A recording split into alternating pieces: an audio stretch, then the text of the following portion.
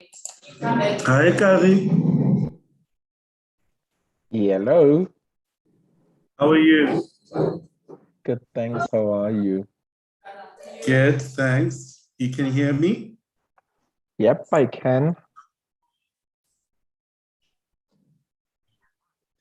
Yeah.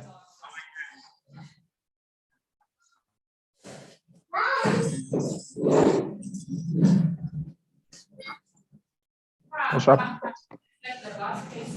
Nervous, but good. Nerves are good.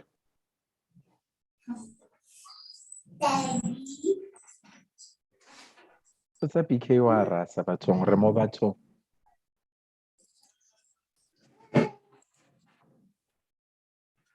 Okay. Now I know what happened. All right. We are live on YouTube as well. Yep, we are.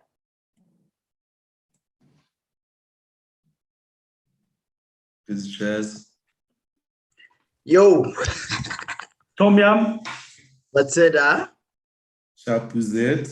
Mocha. It looks like it's still daylight in which country? Are you in SA or Botswana? No, Botswana tomorrow. SA. Oh, okay. Yeah, I've got a It's lot in of light in Town. Cape Town. This is Cape Town, my friend. It's a Our different sun country, sets yeah. at 8, 8:30, yeah. Yeah, You gotta love it. You gotta love it.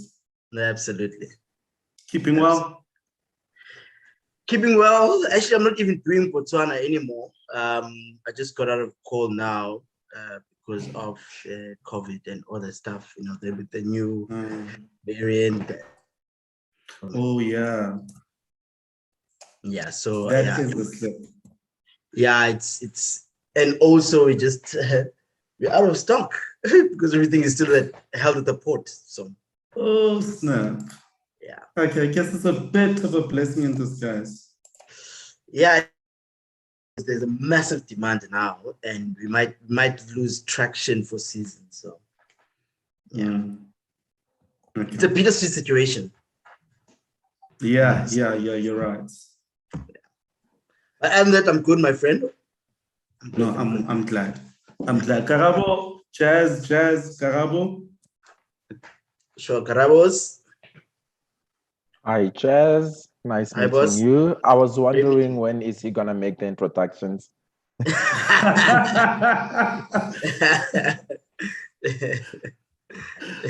Yeah, so great. Karabo looks after Danup, Danone products. That's also on this man theme, all about the positioning of man in the social space. Yeah. And Karabo Jazz is looking after Glenfiddich. So two of my favorite brands, Danup and Glenfiddich. Yes. That's how you made it here. Yeah, okay. I see what you did there. Smart move, actually. No, great meeting you, Karabs. Great meeting you. Likewise. Good. And how's the fam? Everybody good? Yeah. Yeah, they just gave me some space. They took a walk into the lifestyle center to go get some food for tonight. So yeah, no, that's good. Yeah. I'm glad.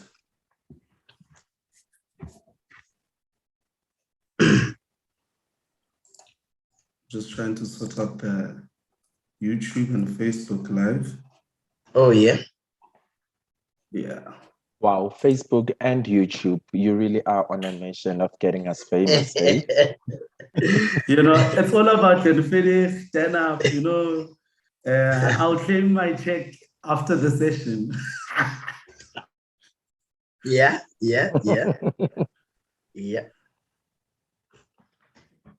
Okay. So we officially kicking off 7:30, right? Yeah. The two other gents should be joining shortly. I know one is in a board meeting. He just texted me, he's wrapping up.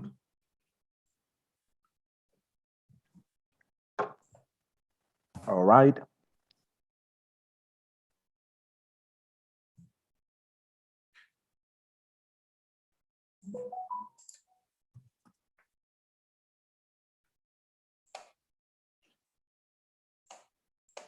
with you just now.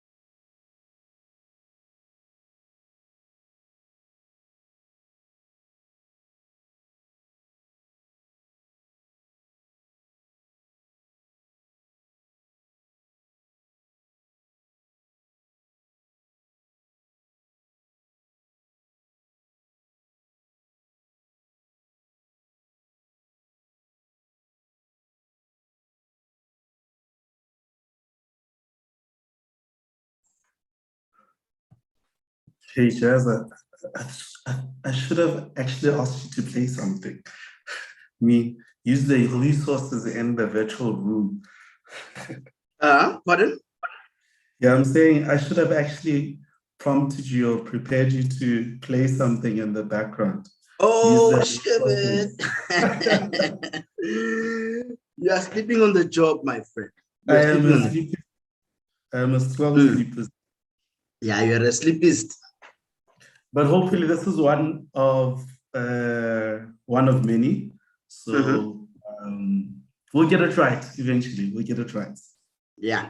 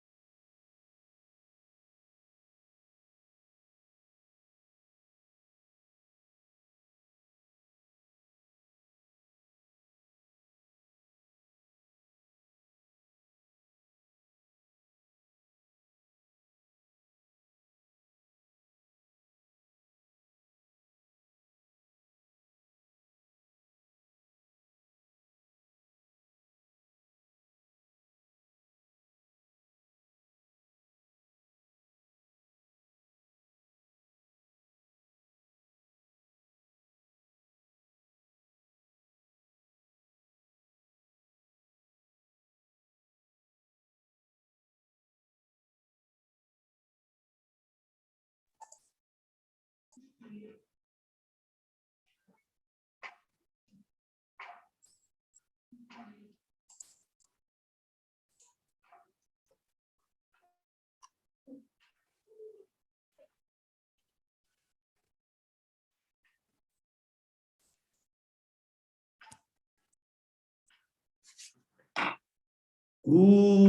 evening, lady.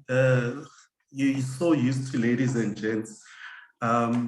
I think there is a lady actually in the room. There is a lady. So ladies and gents are still correct and still proper.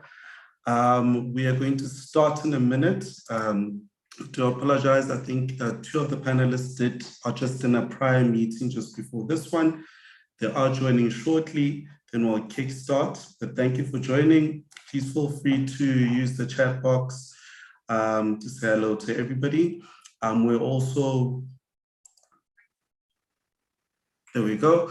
We're also live on YouTube and on Facebook. So we'll be also tuning in and engaging with the peeps on those two ends.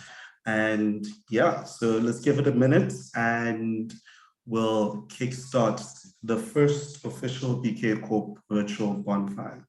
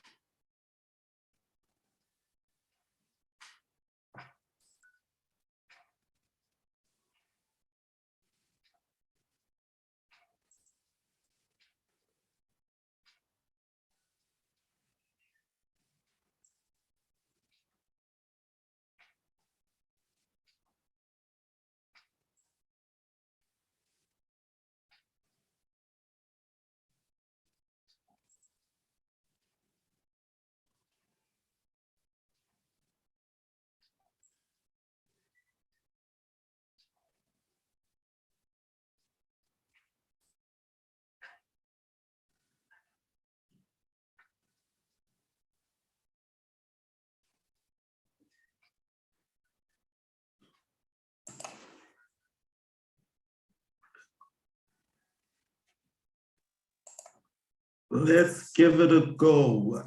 If you visited BKCorp's website, you'll have that sound playing in the background, be quite familiar.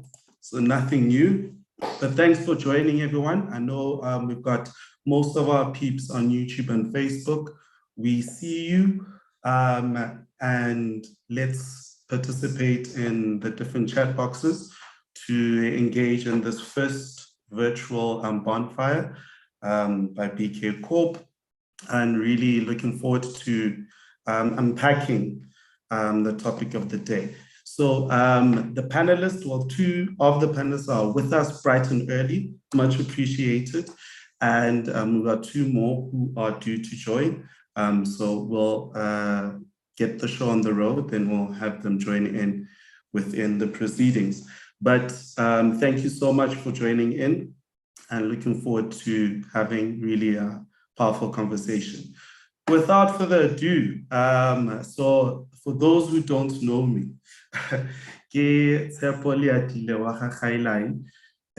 last Abu David Laos Nomsa.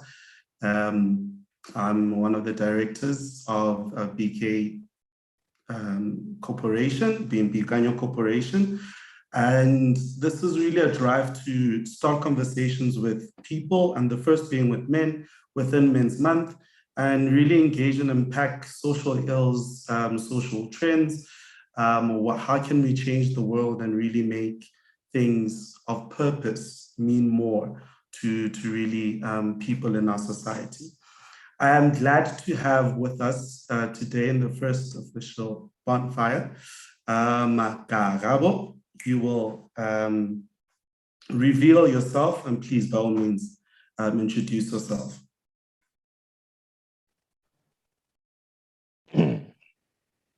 Tepo, I swear this just sounded like one of those meetings where we are all trying to keep the camera off. All right. Yeah, thank you for that. My name is Karabo Mokonyane Madimecha. I'm a marketing cred at Danone. I currently look after two of our iconic brands, being Danap and Inkomasi.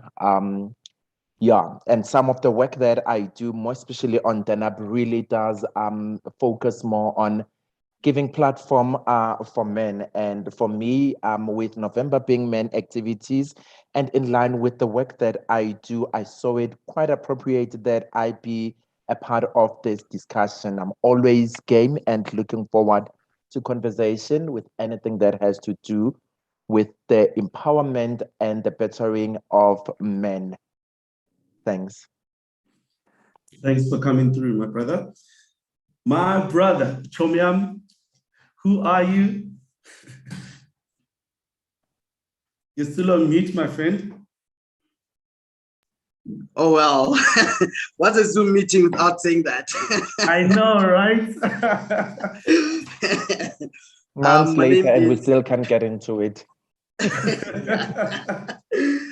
My name is Olutando Tibini, the surname.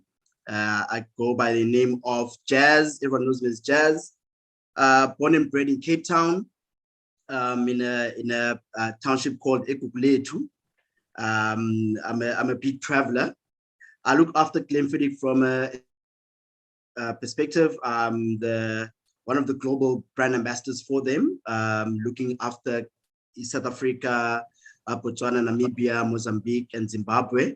And I've been with the brand for about 10 years, but started out as a construction guy. I've got another 10 years in construction as a quantity surveyor for Marion Roberts and Group 5 and some other smaller companies. Yeah, and I'm very excited to be part of this panel to sort of bring in some of the experiences that I have, especially when it comes to empowerment, as someone who has changed careers a couple of times, because I'm also in tech now. So it just keeps on evolving all the time, and a DJ at the same time. So yeah, it's a man of many talents, if you may call it. So yeah, looking forward to having conversations that are extremely meaningful and fruitful. Yeah. Thanks, Jazz, and thanks, Gabo. I'm really looking forward to it. And yeah, I think both of you have been in different spaces, and space being one of the unpackaging of the mental space of man in this current time. And you've been involved in different areas, different companies, different people as well. And I think just as an icebreaker, just in packaging the mental space of man.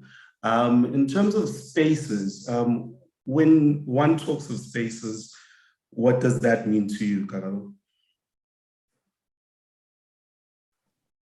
Well, I think for me, when we talk of spaces, is different realms where one exists in.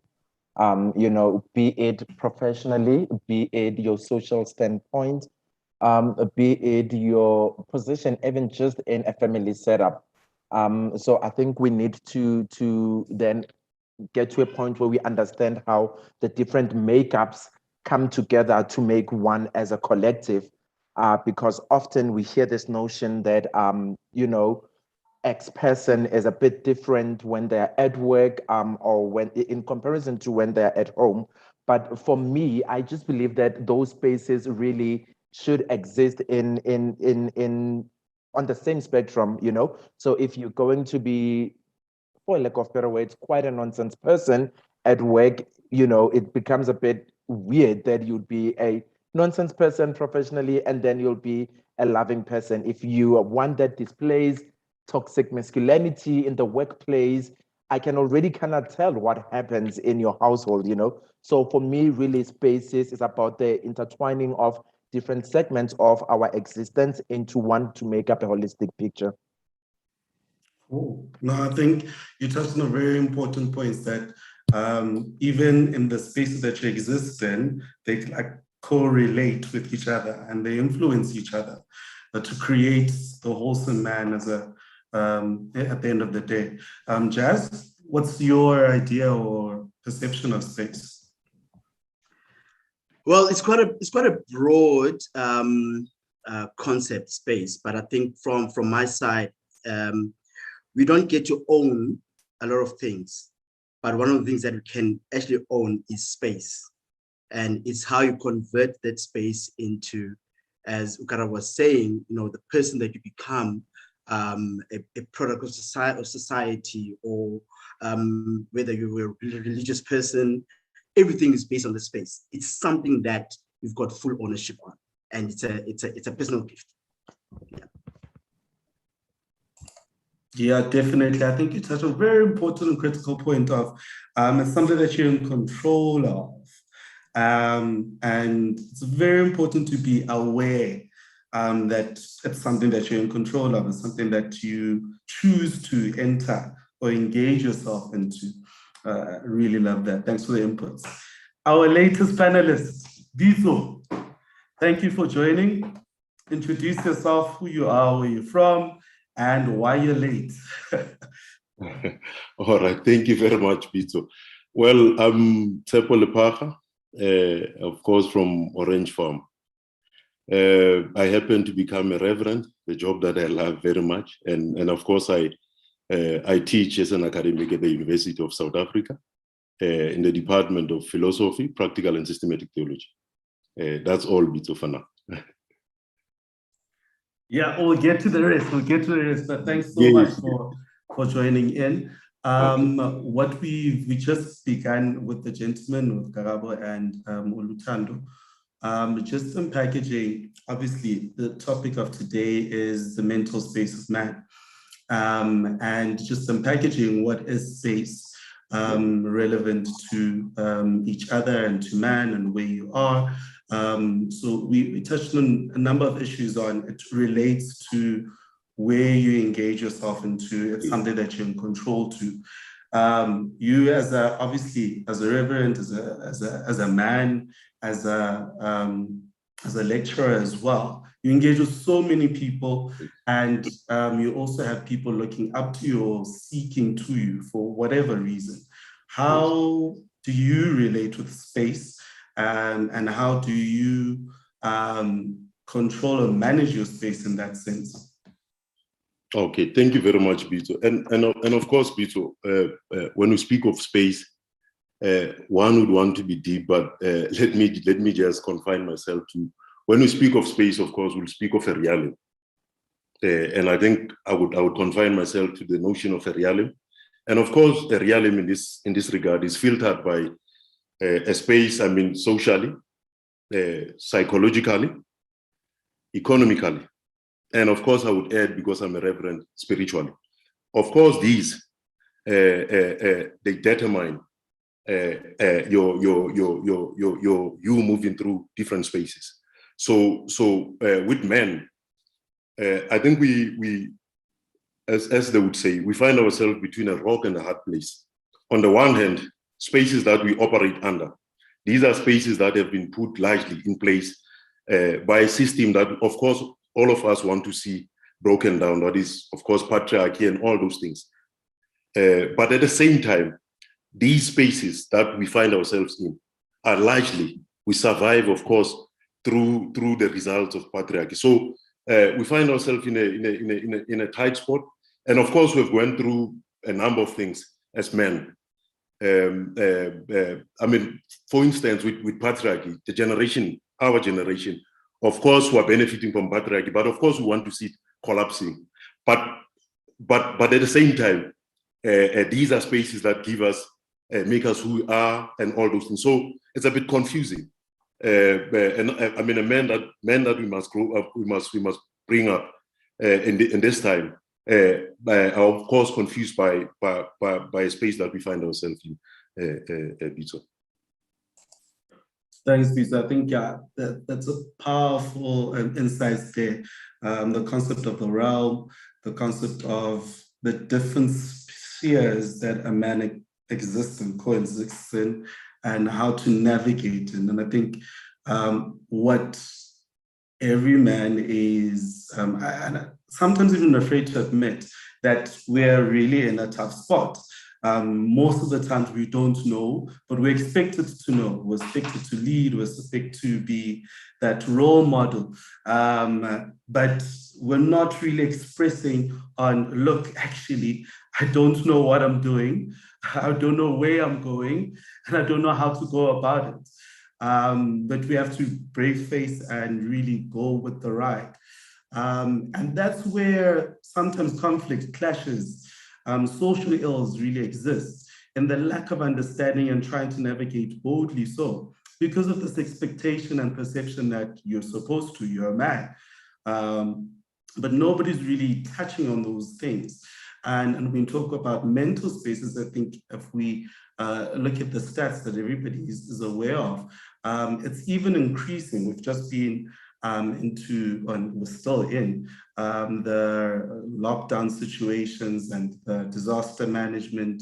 We're going through COVID, and there were pre-existing issues that the position of man has always been not really. Oh yeah, let's put it as a question in how do you define a man? Who constitutes you're man enough or you're not man enough? Excuse me. Is it a masculinity thing, or do we kind of go with what we've been taught as a child? And if we go into childhood, these homesteads that many of the current men grew up without any male figure within the household, but yet is expected to behave and position himself in this manly space. And I think if we talk about mental issues, and we'll talk about depression, we'll talk about whatever the case may be, have in your engagement in the spaces that you're in, Karabo, what have you picked up and what have you learned to rethink how you position your brand, how you position yourself as a man?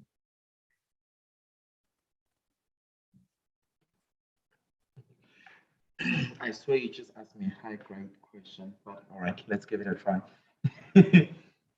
So, Tsepo, I think most importantly, we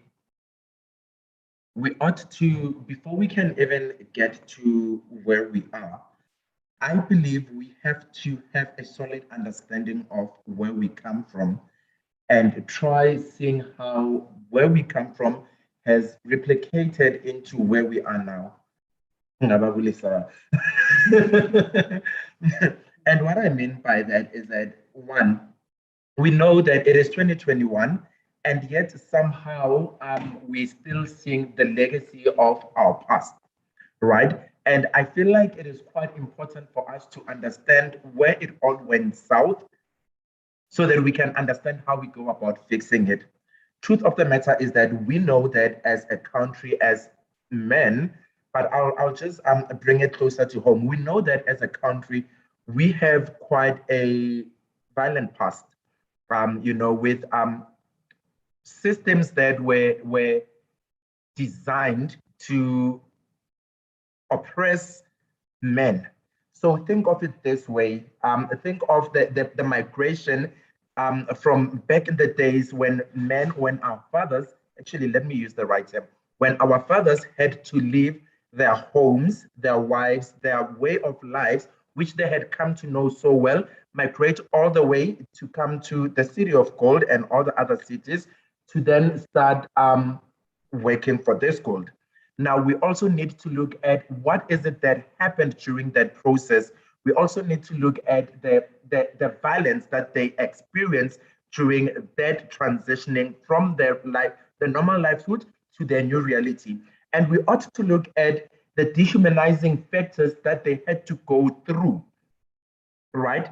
Because I believe that once we have a holistic picture of where we come from, then we are able to ascertain how we ended up here. So you think of all those experiences during apartheid, during all of that, and the power being taken away from our fathers, right? And then you think of the disorientation of now trying to run a household, trying to be a provider, and yet being seen as the weakest link by those who oppressed us, right? And then when you go home, back home, you ought to be this person of authority, this person that provides, this person that has it figured out. Yet you stay in squatter camps, you stay in hostels, you stay in atrocious living conditions. What did all of that do psychologically to our fathers? And how did that make part of their makeup? And how have they continued that legacy from what they've known into where we are? Some of us right now, we're fortunate enough not to have experienced all of that, but we can't shy away from the fact that to date, that is all that we know. And why? Simply because we're raised by our fathers, right? So for me, what I've observed in spaces that I move around is the continuation of the legacy. That it is not even so much about what I experienced as someone that was born in 1990. Of course, I'm a bit older than that. It is not about what I experienced, but it is about what has been taught to me, and it's about what society expects me to do. And I find that we now find ourselves in a position where we really are conflicted. We really are conflicted. We don't even know who we are as men. Because one, there is this sense of provider, there is this person of authority, and yet there is this, how do I phrase this? There is also this understanding that time has moved on, So having to strike a balance between the two becomes a bit of a challenging task. And yet we find ourselves in the situations where we are, where we still don't understand the rise of women in power, where we still don't understand the rights of equality between men and women. And all of that, it is all the manifestation of where we come from as a nation. So I think it is quite important that we go back there, look where we went wrong, so that we can try understanding how do we then detach from where we come from to where we want to go. Yeah, no, you took us through a journey. The elements of power, of positioning, of authority, how do I navigate forward? Jazz, do you want to expand? Absolutely. I think we are suffering from a post-traumatic period of how our parents lived and how it has sort of continued, you know. Karabo also pointed a couple of key things that I was actually just writing down, that, you know, our past, we tend to want to sort of overcoat it. So that's why you find that we have a very egoistic society, a self-entitled society, a society that says, you know, I belong here, who are you, you know? And for me, in my field, I get to experience these things, because as much as I have to play the devil's advocate, because yes, I'm in the alcohol industry, and in most cases, the alcohol industry is regarded as a numbing tool, you know? And in that process, I get to see even the people that I work with who sort of, their journey is either based on popularity, based on filling the gap, based on many other things that they want by society, you know? And for me, what I've always said is that as much as, yes, I am in that industry, and at some point we are pointed as the people who are a cause, I sell lifestyle. And the mere fact that I can even be in this panel to sort of try and rectify and make people think and have a different view of the type of work that we do. We met at one of our, actually, I think I would say one of my biggest, I would say, platforms that I've actually built with Glenfiddich, called the Challengers Club, where we were basically identifying people that are doing a lot of different things in society that no one recognized them, you know? And then we bring them in and we have a dialogue. And that dialogue sort of comes out and says, how do you, or what do you say to a future challenger? Because I think at most times, one of the things that are sort of leading to stress and all these connotation of be strong as a man doesn't cry and all that, is because we don't really have true role models. Even with the role models that we have, there's no dialogue that is literally hitting the nail on the head and saying, this is where we need to focus, you know, leave the converted. For those, we're just gonna maintain them, but let's go into the unconverted. You know, let's bring out that, where is the actual pain? Why are people acting up in society? Why are people trying to prove themselves in a very immoral way? So there are many of those factors that I would say, me from the person who knows I'm on the other side, try and sort of build engagement platforms so that we can actually speak about the reality of it, and not take a particular item and say this is how we number it. So. Absolutely, Jez, and thanks for that. And I think we need more brands like Glenfiddich, and I know DanUp is also doing a campaign as well, where the narrative needs to change. And we need to identify these issues and make it aware and really change those narratives and target the unconverted, at least as a start. Of course, this is a journey. Bito, what is your take there? And because you're late, you will take this question as well in the chat box.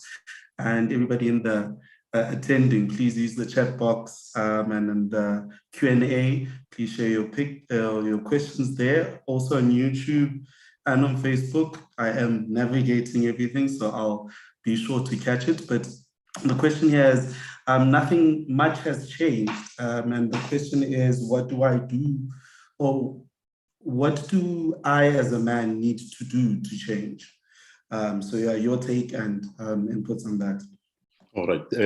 Thank you very much, Bito. Look, Bito, in the space that I'm at, and of course through engagements, and I can confirm, Bito, men are hating B2. Yeah, and I think our problems precisely is that how we are socially and psychologically developed. On the one hand, we are taught that we should man up. Men are strong. All these attributes. Men are strong. Men don't cry. Men don't complain. But at the same time, we are taught that we are head of families, etc. All these other things. And what has happened, Bito, as time moves on, the definition of a man has actually changed now. You become a man by what you have, by your social standing in society. People only listen to you if you come from a particular place, particular family, or if you have something to show.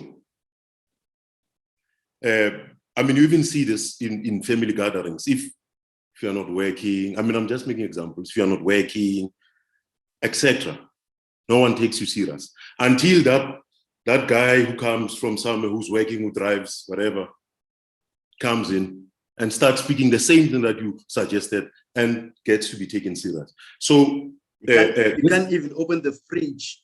Yes. I mean, you can't. I mean, exactly. Now, and I think colleagues in the panel have already explained this. This is, and the problem is how socially and psychologically we are prepared and brought up as men. I think the kind of man, a definition of a man that we need to come up with now. We need to be very careful so that we include, because society has tended to exclude these other things because of these attributes that goes with the definition of a man. I mean, you have seen suicide rates, and of course, I don't. We're not competing about victimology, whether men are abused more than women. We're not there. But I'm just saying, if you check stats of suicide rates, men will top that. And the other thing, what society has done, we have normalized violence against men. If you hear that somebody else has been shot, somebody was run over by a car, or somebody was beaten, wherever, it's normal. But if it happens to the other gender, of course, we know there's history, why there's that reaction when it's the other gender. But if it happens to the other gender, there's serious outcry. But when it's men, we have normalized violence against men. Now we find ourselves in a situation where those who hold different views than the so-called Botshepo or liberal, Botshepo and all those things are not given space. And I think this is where we're doing a mistake, because we want everyone to move with a particular liberal view. But if you want to teach someone, we must make spaces so that people can even express their ignorance, so that they can be challenged, even in their ignorance, so that at least then people can be changed. But if you make spaces so confined that you can only be welcomed when you have liberal views, and this, it will mean some of these men who hold these, other views will not speak up. They will just keep those views, and they will keep multiplying where they get spaces. So we need to open spaces so that even we can challenge ignorance if we give it space, so that we can then say, but here you're not correct. Here you're that's what I would say, Bito. So it's a difficult one. It's a difficult one, Bito. I'm seeing it in the space that I'm at. It's a difficult one. People ask you, what must I do? I can't speak in my household. I can't do this and all these things. So we need to find a way. Let me stop at that, Bito. I'll come back again. Thanks. We've normalized that. And obviously you're getting this on what do I do in this kind of circumstance. Jazz, talk to me.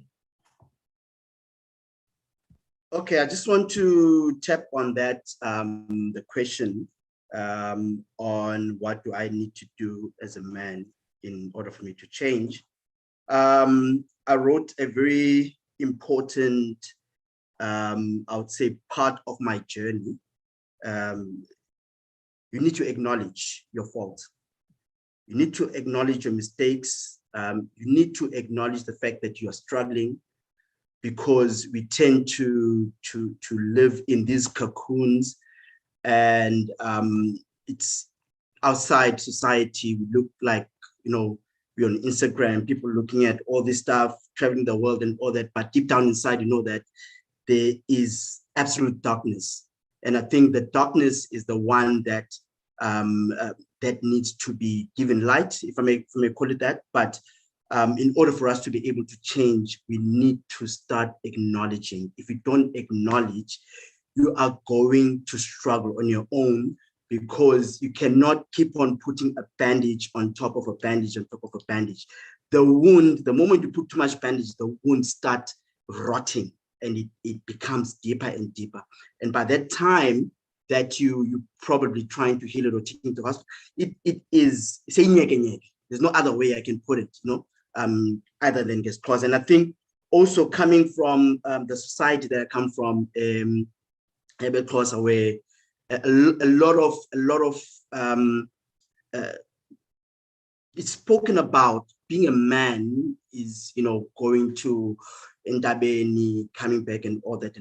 And I think I had a good weekend, if I may call it that, because I had a couple of nephews that actually went to the mountain, and I was there, and I was there to give them the school of life, the real school of life. And the thing is, they were there, they saw my struggles, you know, and they saw how I reached out, you know, when I was literally at the bottom of the pit, and I reached out, and I came out strong.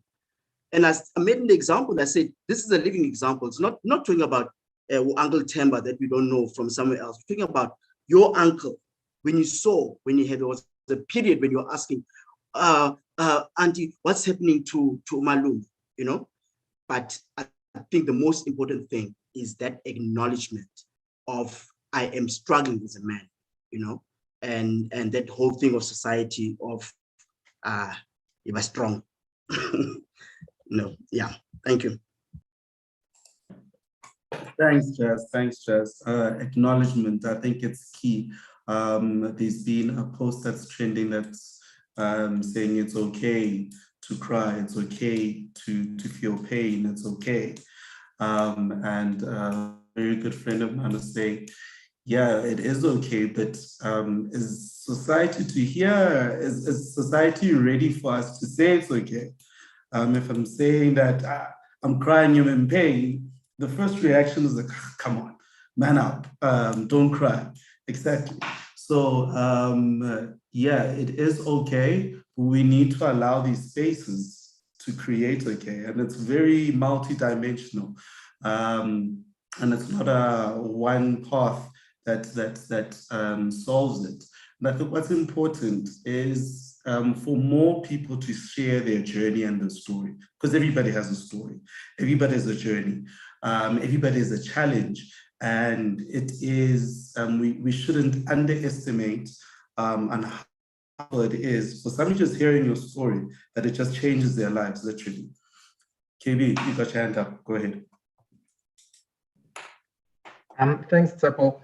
So the two gentlemen actually raised quite interesting points, which I would like to, I don't know if I'm challenging or if I'm building up on, but let's go. So firstly, by all means, yeah. A point that was raised by Tsepo, and maybe because I feel like there's a conversation even to be heard around that, he made quite an interesting point to say that we've normalized violence to a point that we've become desensitized to it. But I then have a throwback question to say, and I'm doing this so that we also understand how we are our worst enemies, right? Because yes, we're going to come on this platform and we say we've normalized violence, we don't talk about that, but then we're shying away from the conversation that says who actually normalizes violence, right? I'll tell you this. When a guy has been beaten up by a partner or by another guy, what narratives do we share amongst guys about that? Do we focus on how morally and how wrong that is, or do we focus on the power dynamics and the power games? And I'll tell you this, 95% of the time, it is about a display of strength. It's about how that person is weak. This is why they could get beaten up. If someone is shot, the first question that comes to mind is, what could they have done to protect themselves? You know, we are not looking at the root cause analysis, but we are actually looking at the result. And I think that is quite problematic, because then only says we are mopping the floor while the ceiling is actually leaking. You know, we're actually not addressing the moral encompass of this whole situation. We are looking at the reaction, and then we are now wanting to just address that part. So that is just my one point on what Tsepo shared.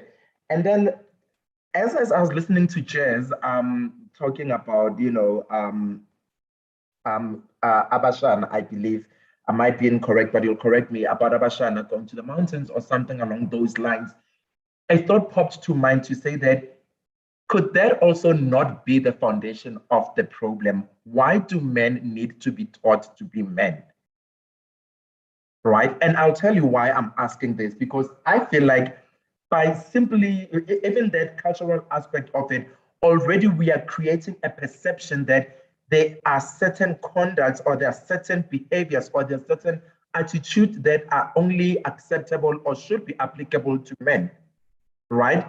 I would be of a different standpoint if we were saying, probably, and maybe my interpretation of it might be incorrect, but if we're saying that men go to the mountain to be taught on a broader aspect of life and adulthood and being a provider and so on, but I have a burning frustration if they're just being taught to be men. Because which version of men are they being taught? Are they taught the version that grew up in 1950 that said it was okay not to see other people as equals? Are they taught the version of men that says the only way we are going to win an argument is if we take it to the street through a fist fight? What version of men are they taught? Because if history serves me right, or if memory serves me correct, I do not think activities like the initiation processes that actually teach on all right, sorry, there was a question that popped up. Go ahead, I don't think history tells us that they teach you on what it is to be, what toxic masculinity is, what it is, what fragile masculinity is. You know, every time I hear the narrative around initiation schools, it's always about being taught to be a man. And to me, my interpretation is that macho man that believes in providing, don't show emotions, don't show pain, you know, and that cannot be how we're existing, not in the day and age that we live in. Oh yeah, thanks, Gabo. I think Lutando build and then Seppo build 2 minutes each, so we can move on the conversation. Go ahead. And the poll is up. Please do participate, then we'll share the results. Cheers. Yo, okay, so yeah. I just thought I should touch on that. I think sometimes when we say things in English and which are from, you know, a particular mother tongue, with this Xhosa, Tswana, Pedi, and things like that, sometimes when we translate it, we tend to direct translate it, you know, and where what I was talking about, it's literally a bigger concept, you know. My name, when I came out of the mountain, it was Uqinikai, you know, and I've done that, you know. My mom even says, you know, like, Ikai, because it's not just that name that you just get given, it's the rest of the learnings, you know. And I think nowadays, because of the current challenges that we have in society, where there's a lot of abuse, you know, there's emotional, financial, and all this stuff, those things are very important to be highlighted in the journey of being a man. Being a man is not usneya. And I think back in the days, in the 1950s, it was about that. But in order for you to be able to get into society from a social, whether it's social, whether coming in from a religious, whether it's coming from a spiritual, it's very important that lesson, that journey, it becomes holistic rather than, so now I just gave you a snippet of my conversation, you know, and for someone who has these experiences, it becomes easier for people to be comfortable when I speak about, you know, being a man is not about this, being a man is not about that, being a man is about this, da, da, da, da, da, da. So I think a lot has changed in society, especially in these traditions from the messaging perspective, you know, and allowing the message to be much more stronger and much more driven to a person becoming a better part of the society. Yeah. Thanks, Jazz. Sako? Okay, thank you, Bito. You know, I think I've heard what Karabo is saying, and you know, of course, as a note, as a footnote to what I'm going to say, and because I'm a reverend also, I'm just thinking of there's a text in Jeremiah 6, verse 16, which says, "This is what the Lord says: Stand at the crossroads and look. Ask for an ancient path, and ask where the good way is, and walk in it, and you will find rest for your soul," something like that. Now, of course, given our cultural and backgrounds, for instance, your initiation schools, they played a particular role. And of course, now we're dealing with consequences of what we've seen recently, what we're seeing recently with new initiates and all those things. But I was quoting this text to say, of course, our great grandfathers or whoever, of course, there were problems then, but there's something we can learn from that. And of course, we can learn a lot from that. Even at church, we do have, for instance, in my church catechism class, we take you through the catechism class so that at least we teach you something. So I think hence I said when I started, and then of course, let me so that we are clear, not everyone will go to an initiation school. Let's so that it's clear. But what I'm saying is that there's something can learn from that, out of that process. But hence when I started, I said the problem starts with how we are socially and psychologically developed as men. We are taught to think in a particular way. We are taught to behave in a particular way. And of course, we have seen challenges of how we've been brought up, how we're behaving, with what we're doing. You can mention a lot of things, violence, femicide, and all those things that we've seen in society. It's upon us to lay a path to say, not in our name, this will not happen in our name. Those who come after us will not behave like we did, or those who went before us did. So it's upon us that we must lay a path to say, those who come after us must learn from this. And I think we have mentioned this in a lot of time. In society, role models, the kind of role models that we have. I mean, I used to make an example to say when I grew up, Orange Farm, the role models that I had, it's Abo Skroef, and of course there's violence involved there. So in my mind, I had recorded that me going to the university, I'm going to waste time, and they will tell me you'll be in a bracket of salary earners. These ones make your salary within a day or two. But of course, I managed to go to the university and all those things. Not all men would get the same opportunity, or met people who'd advise me otherwise. So we need also to create a crop of role models in our societies. And the Kampo system has been created. All of us, when we make it, we leave townships, we go and stay somewhere else. And of course, I understand. I mean, I'm not trying to, I'm just saying this. I've also moved. I'm staying somewhere else. And I'm speaking about making a crop of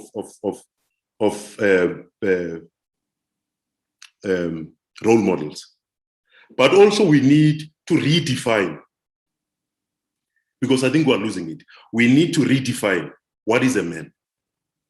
All these attributes, a man doesn't cry. If a man doesn't cry, what does he do?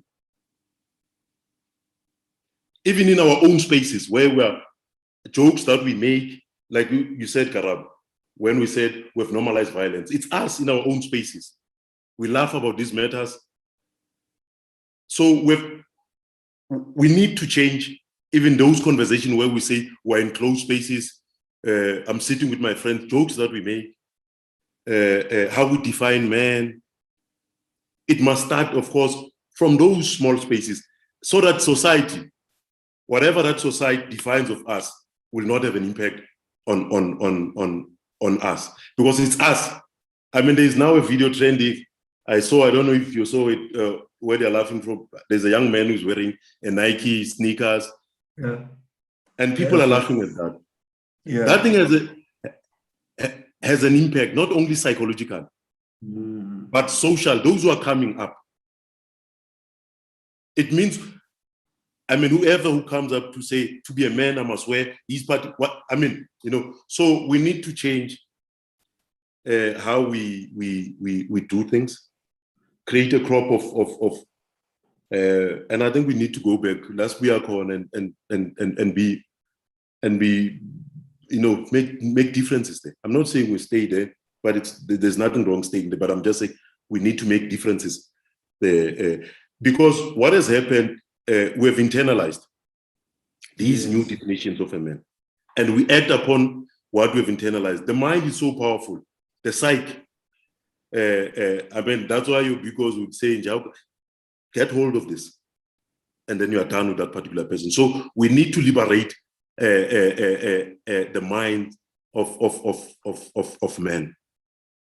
Absolutely. I'm getting to a mood of preaching. Let me stop at that.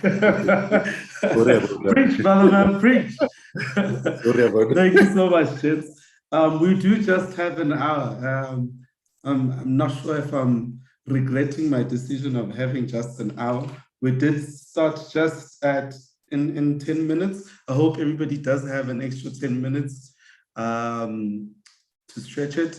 And then we really continue the conversation. And I also just want to share just the first poll, just asking how many of at least the people who are in this room of the 19 participants have suffered mental related illnesses, diagnosed or not, in the last 12 months. Majority have 56% there.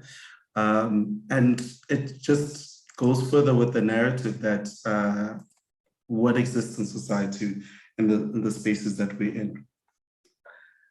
I think in the spaces that we exist, we work in, we socialize in, that we live in, and with our families, siblings, etc.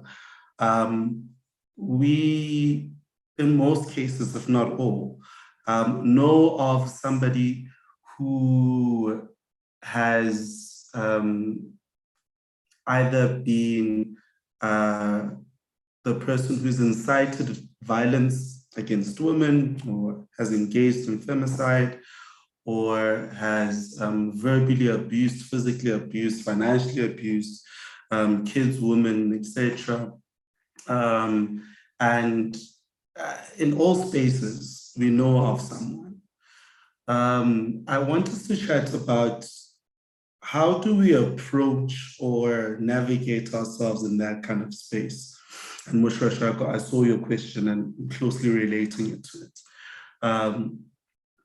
That there's a perception or an act saying, look, I'll cut you off. You hit a woman, I'm not getting involved with you, we're not friends anymore. or you cut them out of your life. But what happens? Does it solve it, or do you just feel better that you're not associated with such? There's a perception of calling it out in terms of making it known on social media, exposing them, etc., etc.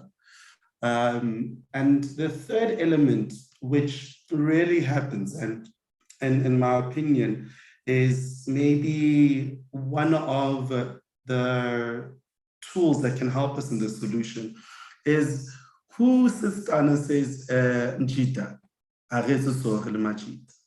or who sits down on that man that has done or has engaged in violence and saying, going through the acknowledgement process and identifying it and walking them through the path of changing the behavior, changing the perception.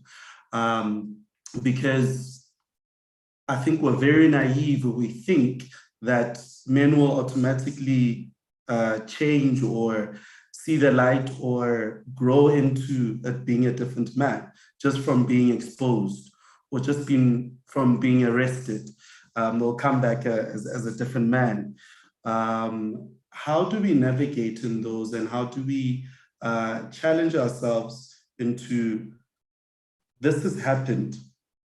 You have abused women, you've abused your kids, you've abused other men.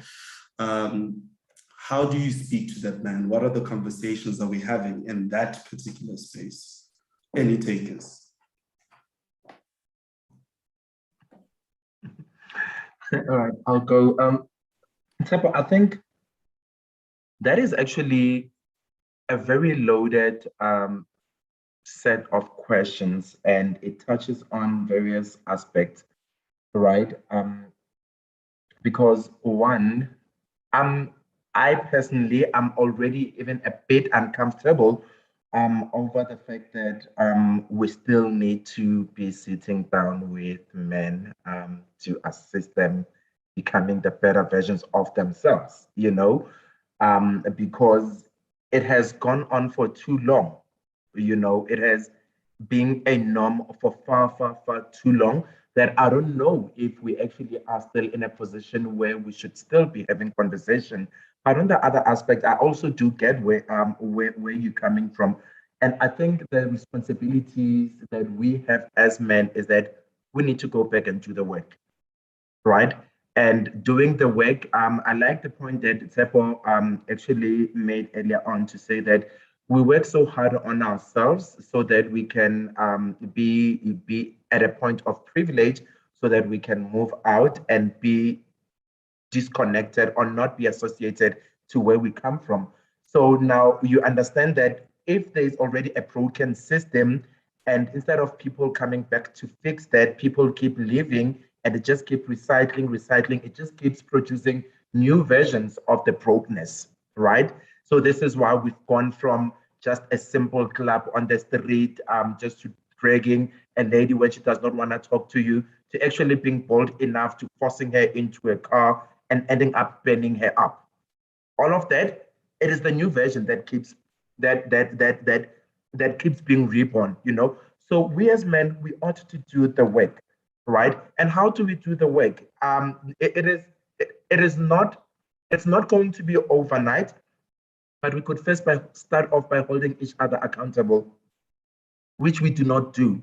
There's a lot of privileges that we as men have. There's even lots, and even if you look at just at the justice system in its existence, it is so protective of perpetrators more than it would be of victims. So what does that tell us? Already there is a point of privilege where men are concerned. And these are kind of elements that we need to then start addressing. We need to start holding each other accountable. We need to start calling each other out. I don't think cancel culture, as they call it on social media, is enough, right? Because we walk away, and I mean, it's from your day-to-day actions. You are at a chisanyama, someone is dragging a lady, be it she came with him or not. You don't do anything, but you rather want to understand the logic why they're dragging. Yeah, they came together, so he should be pulling it, and those are reactions. So we then now need to start changing that narrative. But I think on a broader spectrum, we then also need to look at systematically how do we then go back and try fixing the deficiencies that exist in the system where power dynamics are concerned. Because again, we'll come back to most of the men, they are providers, they are head of the families, and so on and so on and so on. And as a result, we see people not even being bold enough to detach. But how do you detach back to poverty? How does that happen? Isn't this the reason why we find ourselves where females or where women actually would rather stick it out for the poverty and endure the abuse? Or so how do we address that? So that's why I'm saying it is quite broad, but there's quite a lot of segments that we need to go through. One, we hold each other accountable. Two, we do the work.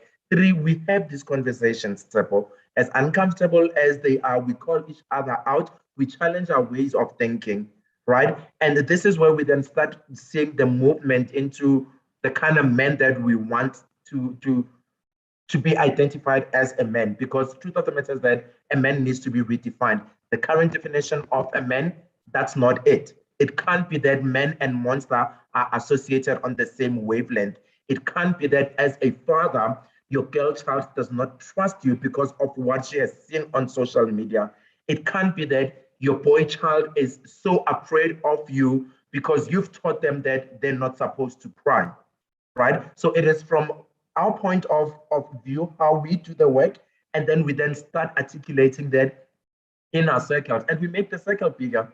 Next time, we'll probably have 50 people attending these conversations. Even if we come back and have the same conversation over and over and over and over again, this is how the wheels of movement are only going to start being in place. And if we don't talk about this, we'll keep going back and back and back and back again. Thank you, sir. I'm going to share the second poll results. People don't, 50%, 58% rather, I'm having a Zuma moment. 58% of people don't feel safe to be vulnerable, to talk about their matters of the heart. Quite interesting. Jazz, talk to me. Okay, I'm going to touch on a couple of, in a very short space of time, some of the answers that, some of the questions that we actually posed, which some were question statements. And also Karabo also touched on a couple of things. And I think a lot of the time, I love to speak from personal experiences because it sort of defines my journey on how I actually overcome certain things. And I think one of the things that are quite important is we shouldn't classify that conversation as uncomfortable. And I'll tell you why. It's because we sithanda ukujita too much, out sometimes can actually overcome how we handle certain situations. My best friend of 25 years committed suicide about 4 years ago. And it's not like we did not see the thing is not going to happen. We could see it, it's going to happen. And we kept on saying, but we only spoke as a magistrate. Hey, it was bulala, this was bulala, this was bulala. But deep down, I think we knew that there was a problem. But sometimes as society, we want to over-define and diagnose something that we already know it's a problem. And that's why we have the mental illness problem, because we want to say, Uti ingaga, okanye ingaka. There is no ngaga. Mental illness is mental illness. The more we as society start accepting that, because it means that we can make better decisions for amajita etu, because we see them, we see how they behave. You understand? We see all these traits. You're like, but you are not like this. What is going on? And remember, we as amajita always say, there's something, because we always know that. And for me, what I saw before my best friend passed away, my mom is a professional nurse, but she's retired. So I know she knows a lot of people in that fraternity. So, you know, I've been speaking to my mom, it's my you know, it does need help, you know, it does need help. And I sat down with him, I said, dog, you need help. And if you don't accept help, these things are going to start piling up to a point where, as I said earlier on, you cannot put a bandage anymore onto it. And in pure reality, it happened just as we, as Amajita, predicted. You know, so it's not that we don't see these things. We see them, but how do we intervene? Without thinking, I cannot try and do that, or that other person who needs help is too much, is not going to listen to me. I think that moment of trying and saying, go and seek help. If Agafuni find ways of, you know, take ownership of the illness, you know, because if they don't, because a lot of people that get ill, they don't like to admit that they are ill. Same as COVID. Before when I had COVID, I had the COVID, and it took me 7 days to admit that I've got the COVID, even though I knew that I had the COVID. Do you understand? So it's that moment of denial that is killing society. And it's that moment, I mean, that moment of not wanting to intervene because Singamajita. But when things happen, you, on that case, only if it shouldn't be a society like that. Absolutely, absolutely. I wish we had more time. We have Tsolo on YouTube. I think what men need to do is to firstly deal with the inner child. Most men behave out of character because of their traumas that they endured in their process growing up. Ben Khwadi is saying it starts in small circles where we interact with each other. Nothing major is in the small circles where you exist, where you work, where you live. Bito, then we're going to wrap up. Okay, yeah, thank you, Bito. I think the last person on the comments, they touched on what I wanted to speak of. But let me start off by saying, in changing society, particularly how we define men or the kind of men we want to see, the ideal men we want to see, it requires commitment and patience. It must start small. We impact on each other small groups. And then, of course, it must move out. And I think someone spoke about make the circle bigger. I think we need to do that. We start small. We don't need to have 1,000 people. We need to start small, no, small circles. Because you know, Bito, violence, I mean, psychology of violence would tell us that it starts from an early age. You'd see with bullies. So it's a trend that builds up. Like I said, we've normalized and like we've normalized violence. And I think it's Karabo or Jesus spoke about the culture of violence that we come from as a country. We have not dealt with that. We have learned throughout our socialization process how we're brought up that we solve matters by enforcing, by using power, by using violence. And we need to deal with that.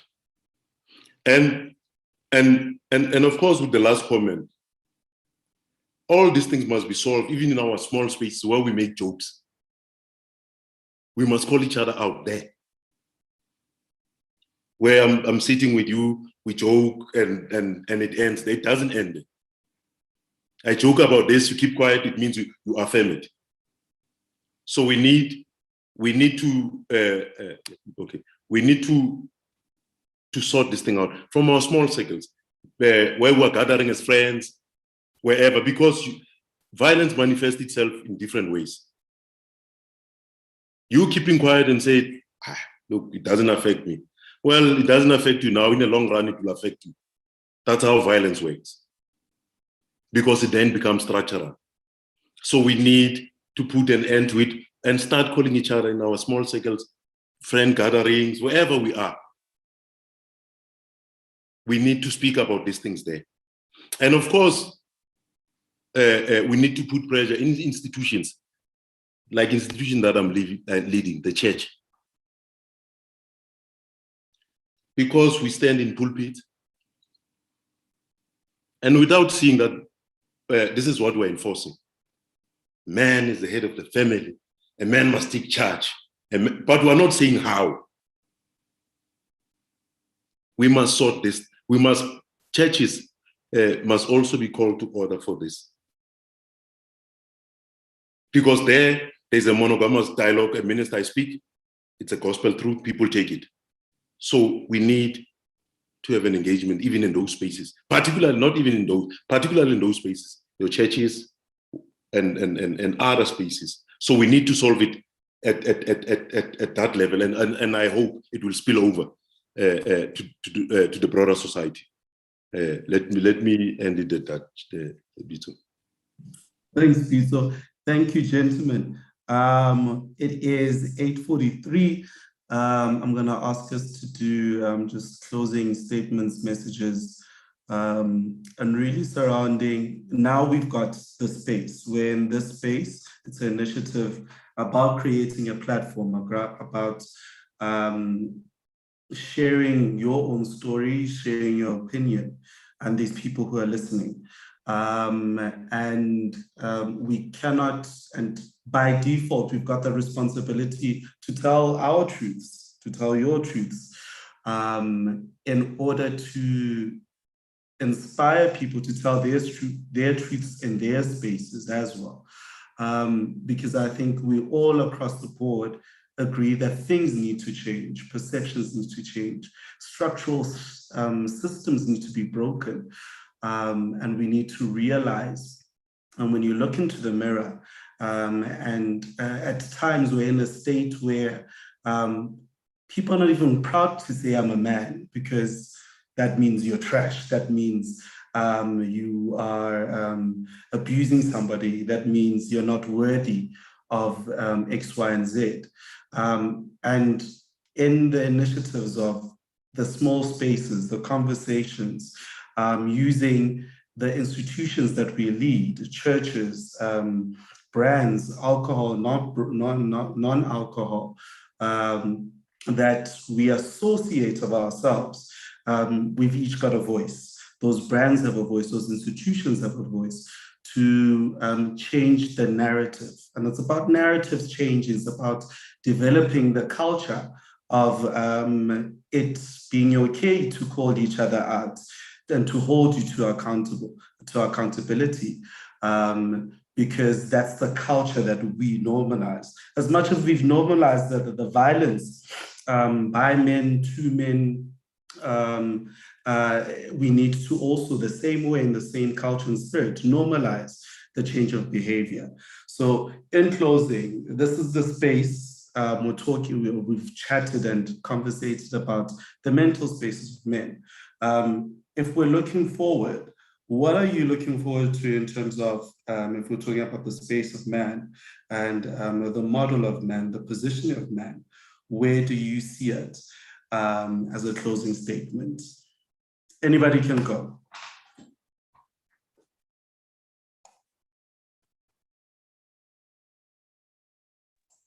Yes, Karabo, that means you. I suspected that my name was anybody.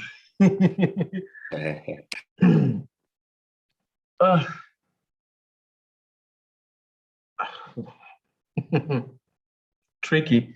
I think for me, in closing, and in attempting to answer your question, one, I sincerely believe that we need to get to a point where we normalize asking for help, getting help, and we need to change the narrative around men asking for help being a sign of weakness.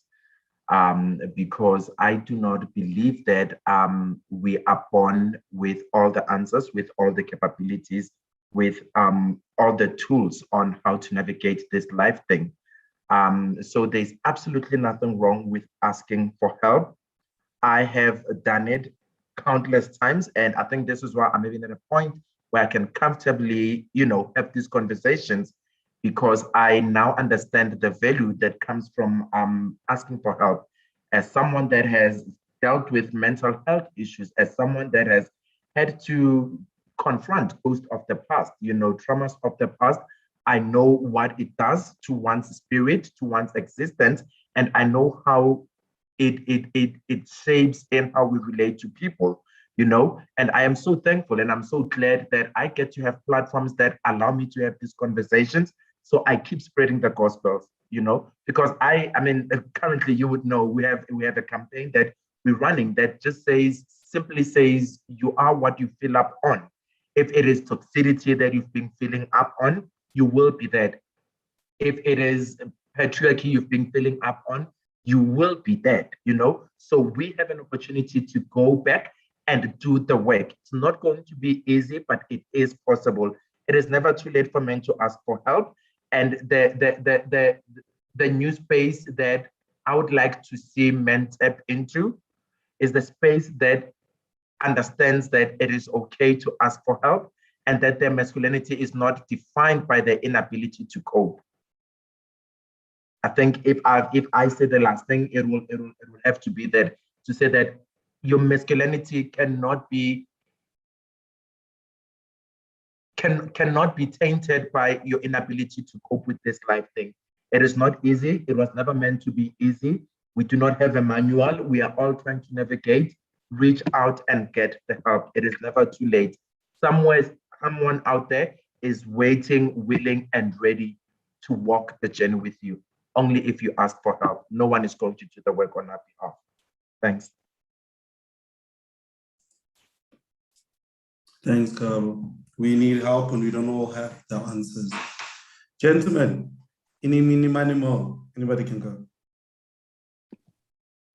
Okay, you can go. Okay, thank you very much, Peter.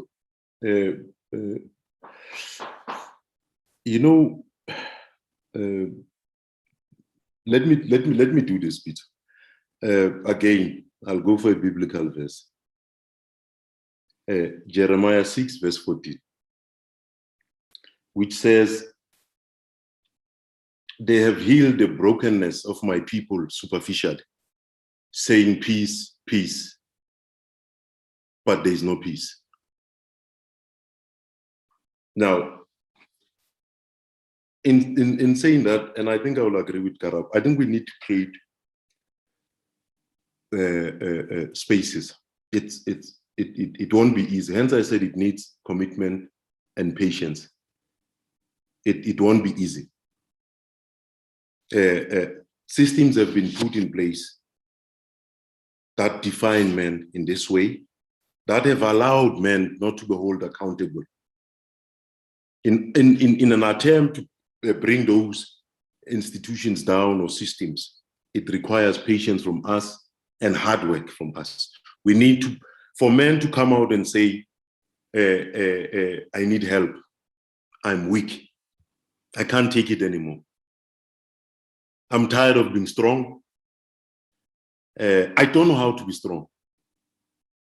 It requires commitment and patience. We need to create spaces for this to happen. And we need to dismantle whatever walls that have been built, that we have climbed upon, to be as broken as we are. I don't believe this is how we once were. We need to sort this out, because there are walls that we've built, and we have climbed upon those walls. And it's upon us as men, in building a foundation, a proper foundation for those who come or those who still exist, that it's okay to be weak. It's okay to ask, to say, I don't know how to be strong. In fact, you don't even have to be strong. That's not why we're created in the first place. It's not a bad thing to be weak, because with weakness, then comes on board, help, and all other things. So we need to create spaces so that people can come out. I mean, you've seen with the polls here, people don't even want to speak about how they feel. Even in spaces where we meet, we don't even speak about how we feel personally. We joke most of the time, we're superficial about most of the time. We speak about life that we dream of living, so that we create this impression that things are going well when things are not going well. So we need to sort our house in order. Thank you very much, Peter. Thanks, Peter. It is okay, and you don't have to be strong. Yeah, absolutely true. Cheers, Chomyam. I'm going to summarize basically everything that Tsepo and Karabo said. So mine is, for my closing, it's twofold. It's a message to man. It's also a message to society. A message to man: it is okay to be ill. It is also okay to find help for that illness. And then a message to society: let's go back where we can find our true north, because this is not who we are as society. Let's find our true north. Let's bring it back home so that we can become a society that is cohesive, a society that is that original society that used to help and very open into us humans, our fellow being, our fellow man, whether it's men or women. So yeah, it's okay, guys. It is okay. It's okay. Thank you. It really is okay. Thank you so much, gentlemen. That is a wrap, the first virtual bonfire. Thank you to this awesome panel. Biso, Professor Reverend Tsepo Lepaga, Jazz Make Them Dance. Jazz Make Them Dance, Lutando Tivini, Karabo Mokonyane. Let's fill up with that DANUP. But thank you for all your contributions. I think it's made such a difference. Thank you to all the participants who are attending. Thanks to the guys on YouTube for really making it happen. And let this be the first of many. In the current times, we'll keep it virtual. Hopefully one day, in the near future, we are going to make it even better and really make a difference, create the space and really challenge each other. And we're all doing it, different initiatives. And I thought we would, as BKCorp, do our bit to start, ignite, and continue the conversation. So by all means, everybody who's tuned in, who's watched, who's participated in the Qs, the polls, the comments, continue the conversation. I think it'll be the only way that really this is a start of something. In your spaces that you live in, please stay blessed. And let's also make sure that we keep safe. So we are able to meet again soon, face to face. And there is a special request. Can we have the Rev to close in prayer? Why not? So on that note, my WhatsApp group, these are my people. And we call it a night. Thank you very much, ladies and gentlemen. Thank you, colleagues. Let's pray. With this initiative, Mudimu, and we pray, Mudimu, for whatever that we spoke about here, Mudimu, we can be the ideal man, Mudimu, who accept when they're wrong, when they're weak, Mudimu, who take accountability, Mudimu, men, Mudimu, who call out for help, Mudimu, and we pray, Mudimu, for men, Mudimu, who to Mudimu, mo valente, Mudimu, matata banana, speak out, Mudimu, and we pray that society, Mudimu, should not reject them or should not judge them, Mudimu. We pray, Mudimu, that in all our spaces, moralente, Mudimu, we preach this gospel, Mudimu. It's okay, Mudimu. For Banna, Mudimu, they can be weak. it's okay modimo re banna nako engwe dintho di ke tsa tsama hantle modimo me ka nako tsohle modimo ba fe matla modimo and modimo we pray modimo against the spirits of violence modimo re modimo violence modimo ha ya loka modimo ibile modimo ha ona letho e lokisa modimo maphelong a rona modimo e bana le batho bohle modimo ba neng ba le in this visual modimo engagement modimo le bohle modimo ba neng ba ratile we pray modimo re engagement ena modimo can grow and modimo be successful modimo so that modimo in all our spaces mo relente modimo o tsebahale modimo hore ka nako tsohle modimo man modimo can ask for help modimo metsana modimo kopa le tsontla Christ Jesu Nazareth na bokonka o sa feleng amen. Amen. Thank you. Good night, gentlemen. Amen.